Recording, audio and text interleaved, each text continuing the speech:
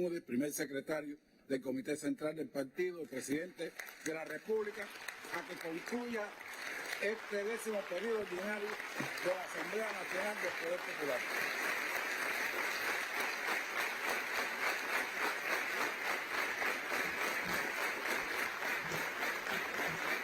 Gracias.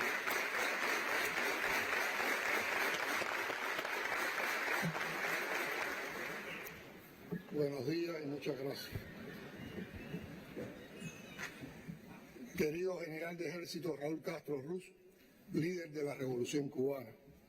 Querido Esteban Lazo, presidente de la Asamblea Nacional del Poder Popular. Queridas diputadas y queridos diputados, invitados.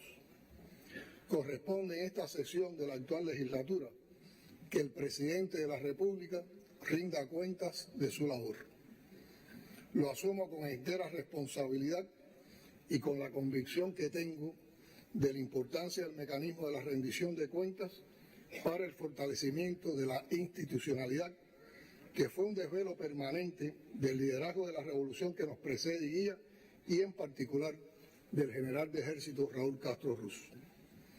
La rendición de cuentas a todos los niveles es un mecanismo que debemos perfeccionar, sistematizar, desarrollar con rigor ante el pueblo, con transparencia y como una vía para superarnos y perfeccionar la labor de dirección en busca de resultados de mayor impacto en la sociedad.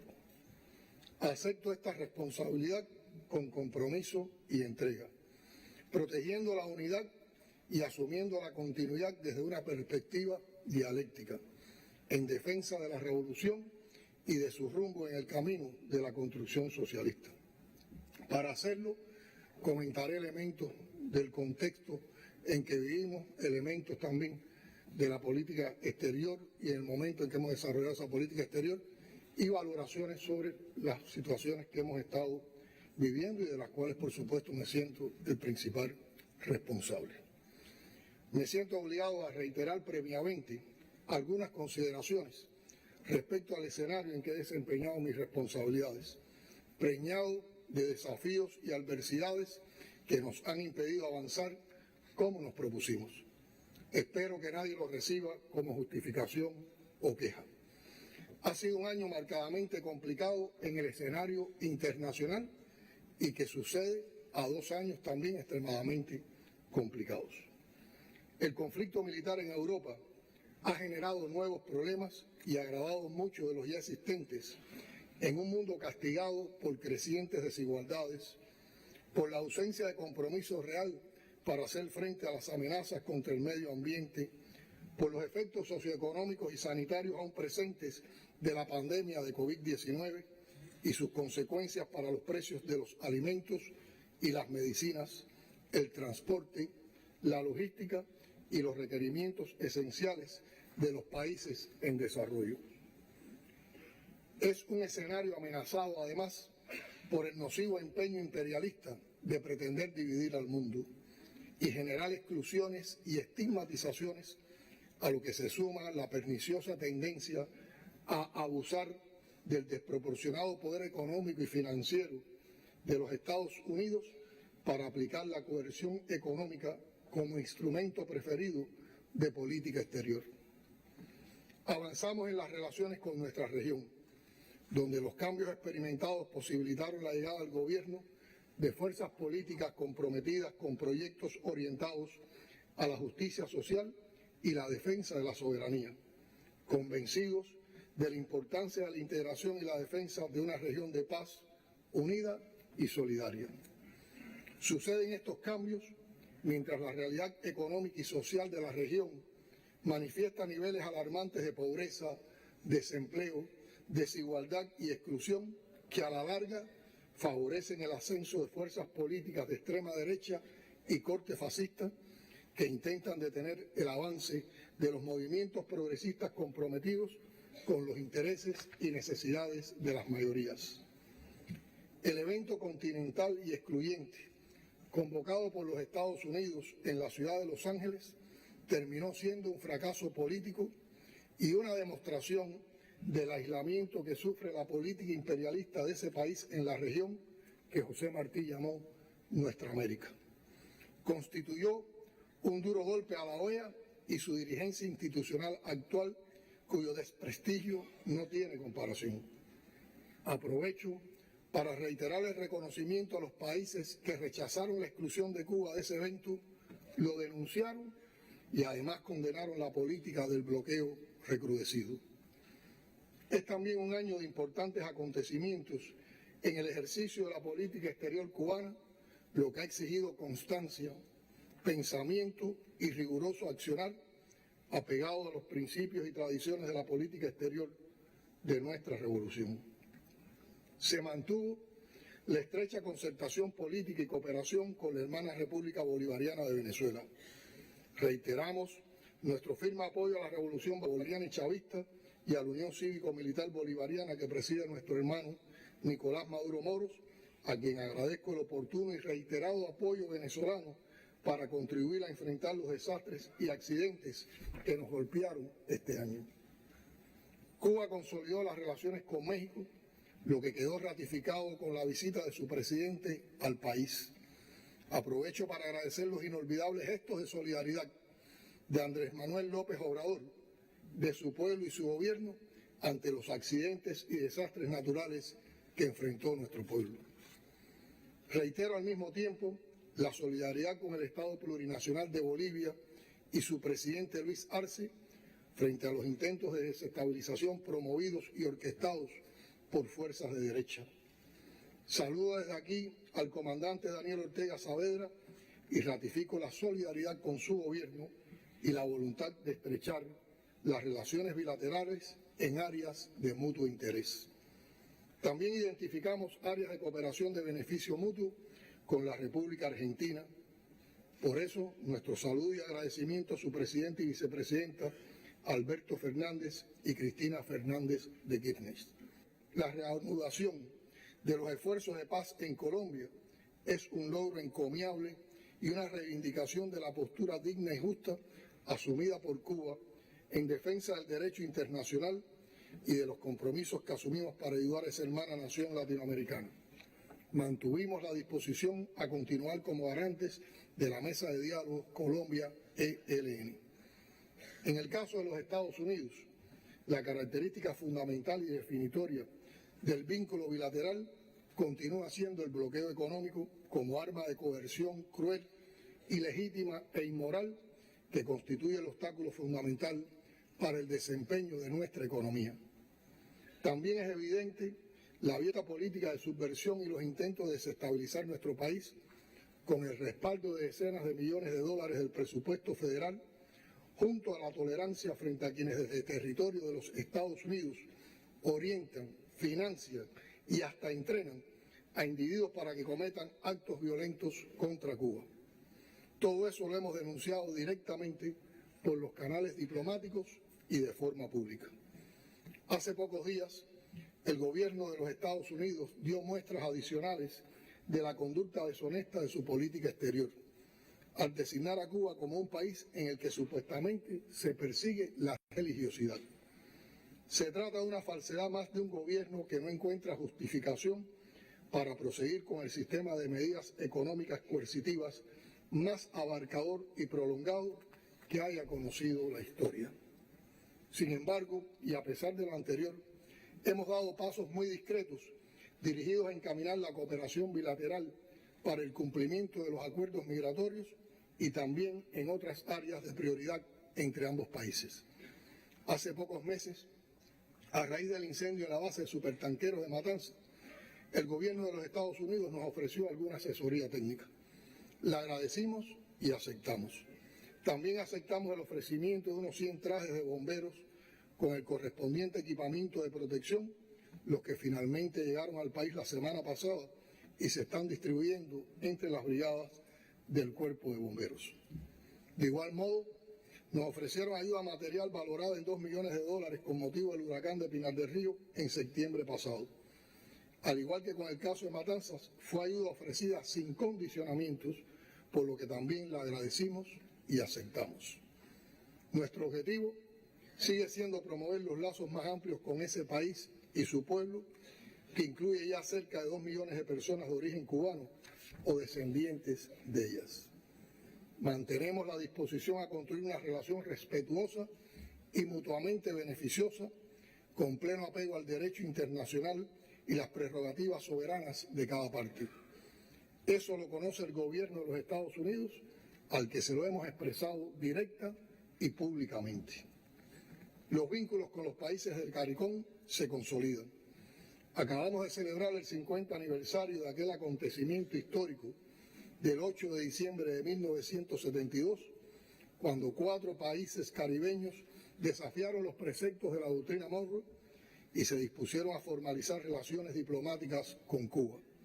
Fueron ellos Barbados, Guyana, Jamaica y Trinidad y Tobago.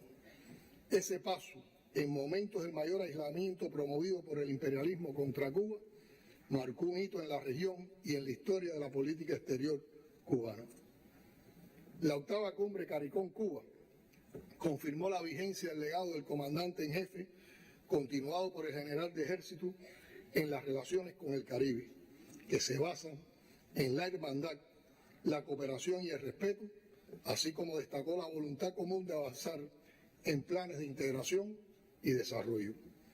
La Comunidad del Caribe ratificó su apoyo al reclamo por el levantamiento del bloqueo impuesto por Estados Unidos a Cuba, así como la eliminación del país de la espuria lista de estados patrocinadores del terrorismo. Hemos reiterado la solidaridad con el hermano pueblo puertorriqueño y su derecho a la autodeterminación. Nos animan los procesos políticos que se inician en Brasil, Colombia y Honduras. Nuestra región reclama independencia y justicia social. Las recientes visitas a Argelia, Rusia, Turquía y China respondieron a invitaciones cruzadas por sus gobiernos y al interés de promover y consolidar lazos con esos países, tanto políticos como económico-comerciales. Consideramos sus resultados trascendentes. En la Asamblea General de las Naciones Unidas, la comunidad internacional volvió a pronunciarse casi unánimemente en rechazo del bloqueo económico de los Estados Unidos, ratificando el rotundo aislamiento de una política tan cruel como injusta. Estamos muy conscientes de que la naturaleza polarizada y enajenada de la política estadounidense puede dar lugar a que el bloqueo económico se prolongue por muchos años más. Es por ello de máxima prioridad aunar los esfuerzos y la creatividad popular en función de resolver los más agudos problemas, enfrentar las limitaciones y encauzar el rumbo del desarrollo. También asumimos la responsabilidad de denunciar esa política cruel e inhumana en cada oportunidad y cada escenario. Compañeras y compañeros, hemos favorecido el más amplio ejercicio legislativo para que en el menor tiempo posible se promulguen las leyes que desarrollan los contenidos de la Constitución. Esta legislatura es la mejor expresión de ese ejercicio por el elevado número de leyes aprobadas en cada una de sus sesiones, destacándose el proceso que condujo a la aprobación del Código de las Familias en referéndum después de una amplia consulta popular. Este ejercicio, que constituyó una evidencia más del carácter democrático del sistema socialista cubano, evidenció el amplio consenso social alrededor de temas muy complejos y diversos, se realizó en medio de la más difícil situación económica y en el peor momento de la aguda crisis electroenergética que ya vamos superando. Bajo un huracán de carencias y dificultades, el pueblo votó y aprobó el Código, dando muestras de una elevada e inequívoca conciencia social que volvió a expresarse con absoluta transparencia y limpieza en las más recientes elecciones para delegados a las asambleas municipales del Poder Popular. En la sesión que hoy concluye, se aprobaron 4 leyes que reforzarán el orden institucional del país con un papel determinante en el ámbito económico y social de la nación. A la próxima legislatura le corresponderá igualmente enfrentar un arduo trabajo legislativo y conformar desde sus inicios un nuevo cronograma que dé respuesta a nuestra demanda normativa. Compatriotas, estas sesiones de la Asamblea han sido particularmente tensas e intensas al abordar los problemas de la difícil cotidianidad cubana. Cada uno de ustedes como cada cubano o cubana, tiene su propia percepción de esos problemas, pero no conozco a un patriota que se mantenga al margen de las angustias y los esfuerzos para que el país logre superar los colosales desafíos de una economía bloqueada y recontrabloqueada por quienes se han erigido en amos de las finanzas y los mercados del mundo, pero también por ineficiencias y obstáculos generados por nuestra propia impericia y errores. Decir que la economía transita por una compleja situación donde se combinan el recrudecimiento del bloqueo, los efectos de la pandemia y la inflación internacional, entre otros factores adversos, es lo cierto, lo innegable, pero no resuelve. Lo que toca es buscar salidas, innovar y romper el cerco. En el plan de la economía para el año 2023, explicado por el ministro de Economía ante ustedes, se definen objetivos que resultan de vital importancia para enfrentar todas las problemáticas ya diagnosticadas de la economía nacional, así como para continuar avanzando en la creación de capacidades y entornos institucionales que permitan progresar con mayor efectividad y rapidez. Las medidas aprobadas con ese fin deben crear las condiciones para avanzar con mayor dinamismo si se implementan con celeridad, sin frenos, siempre identificando los riesgos para minimizar sus impactos. No es secreto que en los últimos años se han producido importantes desequilibrios macroeconómicos como resultado de la pérdida de ingresos en divisas, los elevados déficits fiscales, el incremento de los ingresos de personas naturales sin respaldo productivo, la parcial dolarización de la economía y la débil respuesta productiva para generar oferta de bienes y servicios, entre otros. Estos desequilibrios se expresan principalmente en los niveles de inflación, escasez de oferta, depreciación e inconvertibilidad de la moneda nacional, fenómenos que han producido un deterioro sustancial del poder adquisitivo de los ingresos de los trabajadores y pensionados y de las condiciones de vida de la población. La mejora en el bienestar del pueblo requiere de la reactivación de las capacidades productivas nacionales y de la captación de un nivel de divisas que garanticen el incremento gradual, pero sostenido, de la oferta de bienes y servicios, lo cual no será posible sin la corrección, dentro de determinados límites, de los desequilibrios macroeconómicos señalados. En este sentido, el plan de la economía presentado y aprobado aquí concibe la implementación de un programa de estabilización macroeconómica que supone una transformación esencial en la gestión macroeconómica y la coordinación entre el plan, el presupuesto del Estado y la programación monetaria. Ese programa de estabilización macroeconómica requiere de la articulación y conciliación de objetivos de mediano plazo con urgencias de corto plazo para manejar adecuadamente los conflictos, particularmente aquellos con impactos distributivos y sociales. Según sus diseñadores y otros expertos, un programa de este tipo no impulsa por sí solo el crecimiento económico, pero sí sienta las bases para que el resto de las políticas de carácter sectorial, como la transformación productiva o el desarrollo local, sean efectivas y cumplan sus objetivos. Como explicó aquí el ministro, el plan y el presupuesto del Estado para 2023 arrojan luces, pero alcanzar sus metas implica trabajar duro, innovar, aplicar la economía circular, exportar y aumentar la competitividad de nuestras producciones. Por otra parte, se requiere continuar implementando medidas que garanticen que la empresa estatal verdaderamente ejerza su papel como sujeto económico principal del modelo de desarrollo económico y social. Es imprescindible también alcanzar las exportaciones proyectadas en el plan para poder respaldar las importaciones mínimas que requiere la economía en el objetivo de asegurar los niveles de producción que se planifican y que constituyen la fuente fundamental del crecimiento del 15% de la circulación mercantil minorista.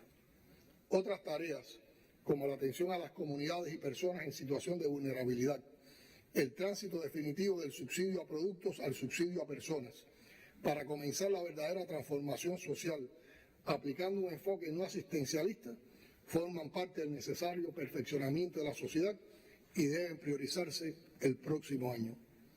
El 2023 debe ser un año mejor, pero lograrlo demanda más que un plan integral.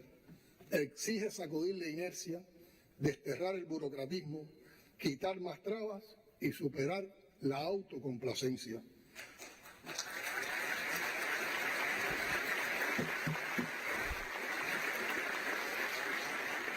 Confío en el trabajo creativo e innovador de quienes deben responder por esas tareas en un tiempo que ya no se mide por el reloj, sino por las urgencias que provoca el desgaste tras una dura lucha de más de 60 años contra un cerco criminal e inaceptable.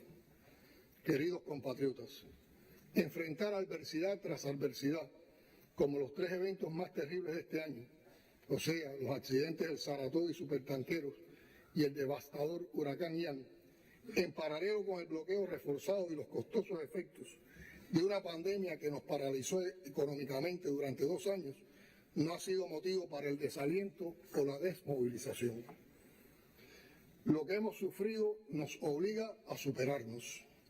En cada confrontación con la dificultad se producen aprendizajes, se alcanza un crecimiento y se ganan experiencias para asumir los momentos difíciles con decisión, con la ecuanimidad necesaria para sopesar cada paso y cada acción. Ya lo dije una vez, se multiplican la fuerza y la confianza en la victoria cuando se tiene una historia descomunal empujando tus pasos y un pueblo heroico dando y exigiendo más. Quiero decirlo hoy ante ustedes, que representan al pueblo de Cuba y a todos los que nos escuchan. Siento una enorme insatisfacción por no haber sido capaz de lograr, desde la conducción del país, los resultados que necesita el pueblo cubano para alcanzar la anhelada y esperada prosperidad.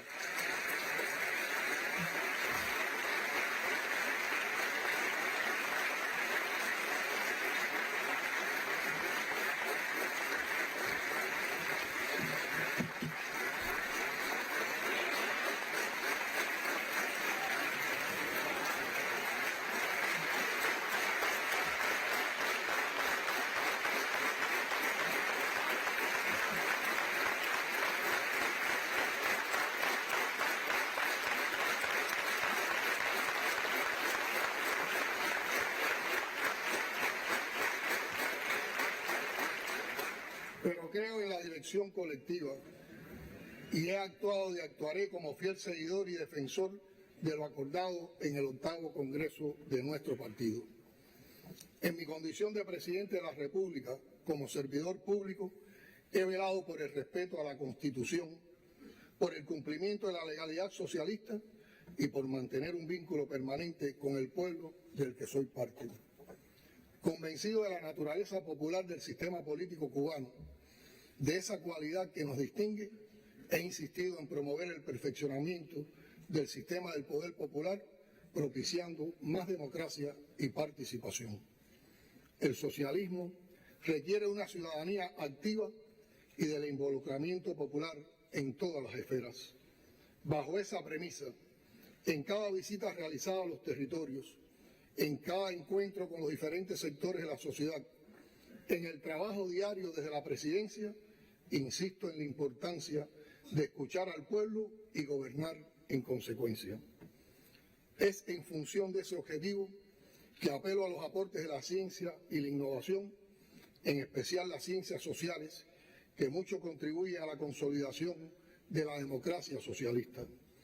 Así, de conjunto con diferentes grupos de expertos, académicos y especialistas, analizamos cómo generar más ámbitos de participación en aras de perfeccionar los mecanismos e instrumentos democráticos.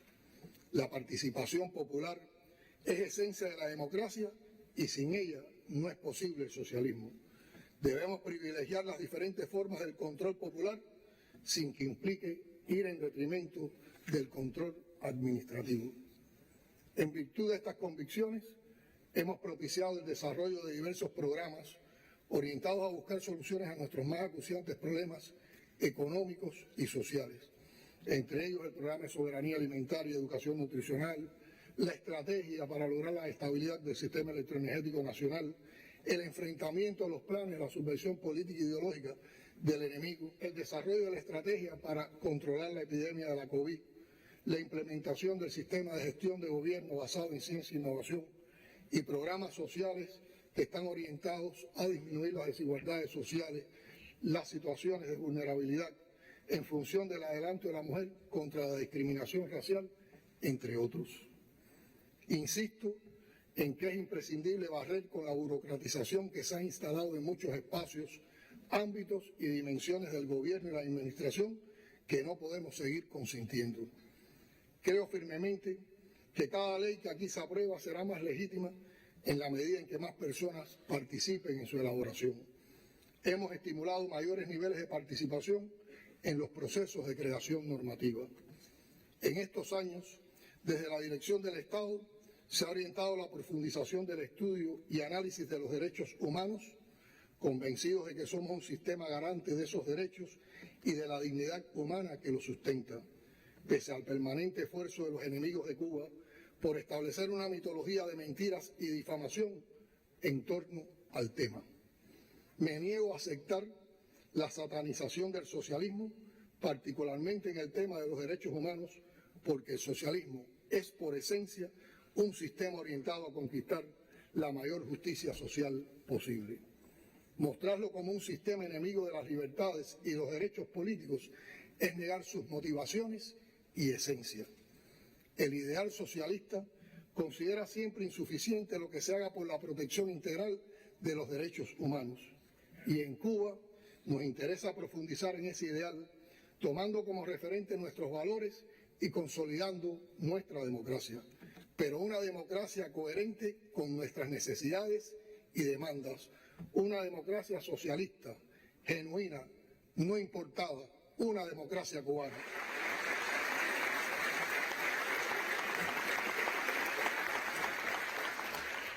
¿Qué es la revolución cubana desde su primer día, sino eso?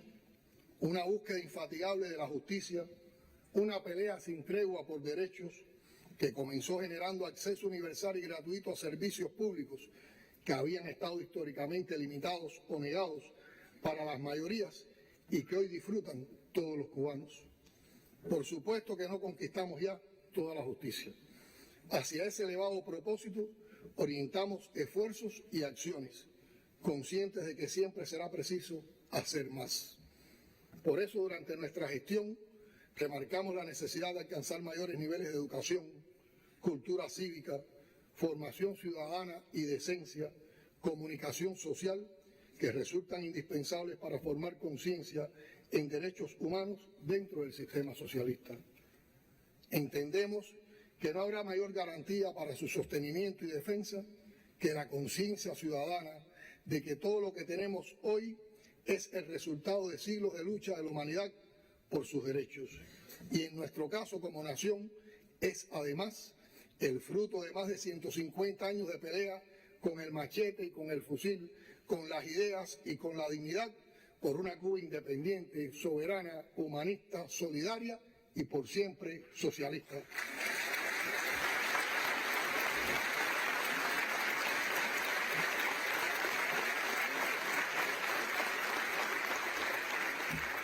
Eso es lo que tenemos y nos sostiene.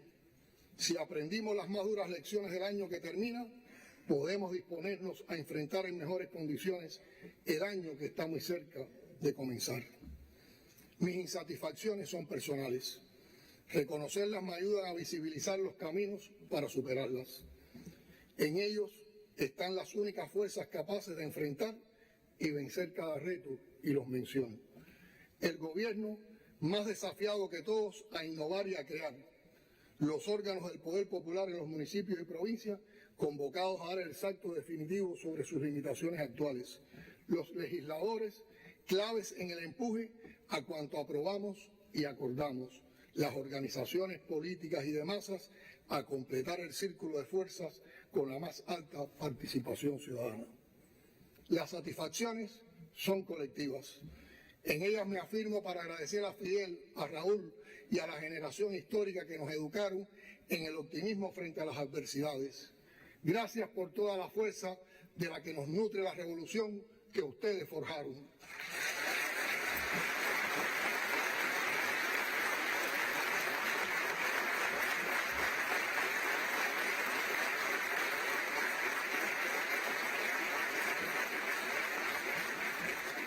Al doble y bravo pueblo cubano, gratitud infinita y nuestras felicitaciones en el año 65 de la Revolución Cubana.